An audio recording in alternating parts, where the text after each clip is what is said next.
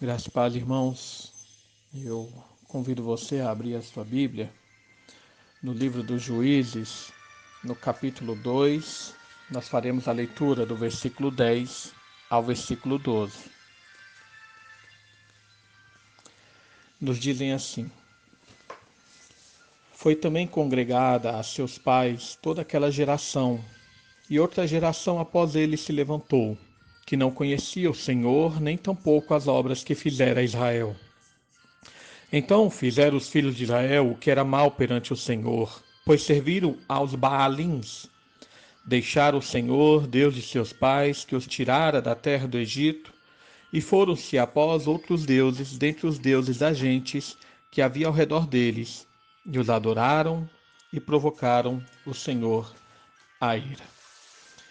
Irmãos, como eu mencionei anteontem, na última meditação, feito também aqui no capítulo 2, os dois primeiros capítulos desse livro de Juízes são uma narrativa geral que explica todos os eventos que ainda serão narrados no decorrer desse livro. No livro de Juízes, a gente tem um ciclo vicioso, nada virtuoso, que é um ciclo que mostra todo o desenvolvimento das narrativas aqui, que é o ciclo primeiramente do pecado, quando o povo se esquece de Deus, da opressão, quando eles são subjugados pelos inimigos, do clamor, quando esse povo de Deus busca a Deus, do livramento, quando Deus promove então o levantamento de um juiz, e um período de paz. Depois desse período de paz, novamente começamos a ver o pecado, opressão, clamor, livramento também e a paz. Mas aqui, irmão, nesse momento aqui do livro de Juízes, nos é narrado a situação após a morte de Josué e da geração de Josué, nos versículos aqui 6 até o versículo 9. E aqui vai narrar então sobre a origem do fracasso dessa história terrível, momento angustiante para o povo que saiu do Egito e passou a habitar na terra de Canaã. Eu gostaria de tirar dois ensinos aqui sobre essa origem do fracasso. Primeiramente, a origem do fracasso começa com a falta do conhecimento de Deus. Versículo 10 fala sobre isso. Levantou outra geração que não conhecia o Senhor, nem tampouco as obras que ele fizera. Há um versículo muito interessante em Daniel, no capítulo 11, versículo 32, que nos fala que um povo que conhece o seu Deus é forte e ativo. Em outra versão fala que o povo que conhece o seu Deus se tornará ativo e fará proezas. Mas e o povo que não conhece a Deus? O profeta Oséias, ele nos responde isso ao nos dizer que o povo é destruído pela falta do conhecimento. Deus fala isso ao profeta. Então, um povo que conhece é um povo poderoso na terra, mas um povo que não conhece a Deus, um povo que não vive conforme a vontade de Deus, é um povo sujeito à destruição. E o conhecimento aqui, ele tem dois aspectos importantes a serem percebidos. O conhecimento, ele pode ser entendido em termos de saber, em termos de ter informações, mas veja que é isso que ele fala no final do versículo 10, nem tampouco as obras que fizera Israel, ou seja, um povo que não conhecia a história de Deus para com Israel.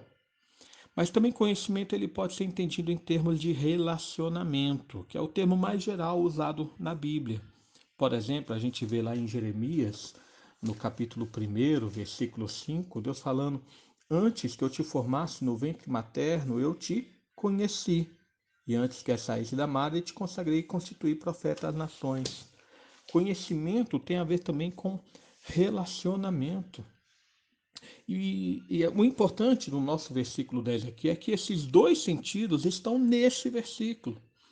E quando fala que outra geração se levantou que não conhecia o Senhor, está falando que essa nova geração não se relacionou com Deus, não buscava o Senhor, não andava com Deus e também não conhecia a história de Deus com o seu povo. Após a morte daquela geração de Josué, o povo não aprendeu de Deus e nem se relacionava com ele. Isso é apenas uma consequência dessa falta de transmissão da história de Deus com seu povo.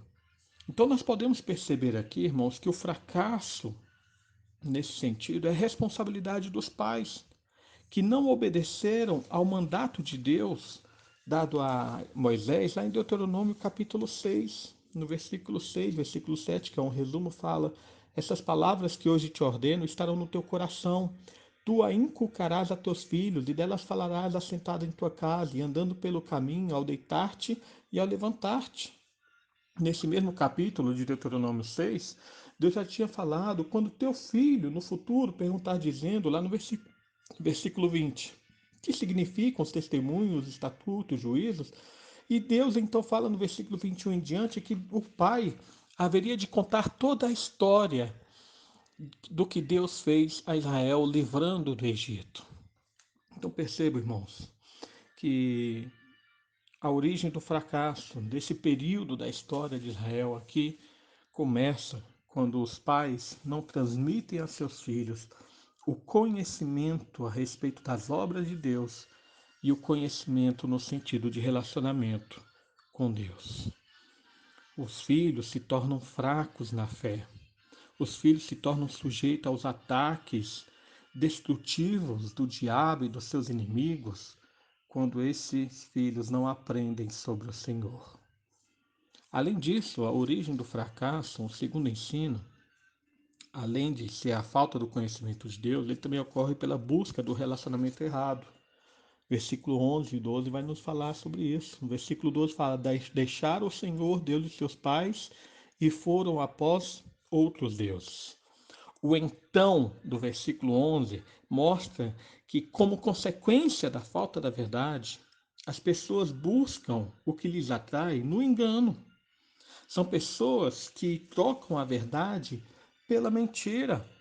Algo semelhante que Paulo falou lá em Romanos, capítulo 1, versículo 18, ao dizer que a ira de Deus se revela do céu contra toda impiedade e perversão dos homens que detêm a verdade pela injustiça.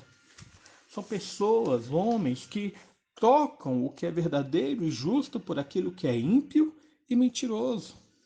O texto aqui nos fala que eles deixam o Deus de Israel e buscam os deuses dos outros povos que não foram expulsos, que nós meditamos na última vez.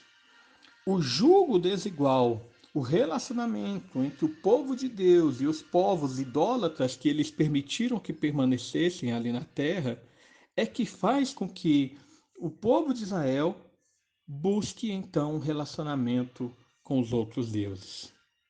Irmãos, e vejam que esse é o aspecto principal do versículo 11.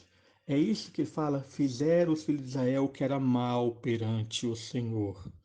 Ou seja, eles deixaram de adorar unicamente a Deus para adorar outros falsos deuses, para adorar homens, para adorar criaturas, em vez do Deus glorioso. E o texto nos fala que isso é provocar a ira de Deus. No final do versículo 12 fala: e os adoraram e provocaram o Senhor a ira. E nós sabemos, irmãos, que a ira de Deus leva ao seu juízo. Aqueles que estão debaixo da ira de Deus não têm a garantia da salvação, não têm a certeza e nem mesmo a perspectiva da salvação. Você nunca encontrará na Bíblia qualquer ensino sobre prestar culto, sobre orar ou venerar qualquer outra pessoa além de Deus. O culto que nós devemos prestar é unicamente ao Senhor, ao seu Filho Jesus. Então a exortação continua, aquilo que está escrito na Bíblia: arrependei-vos e crede no Evangelho. Adorai unicamente ao Senhor, pois Ele fez os céus, a terra e tudo o que existe.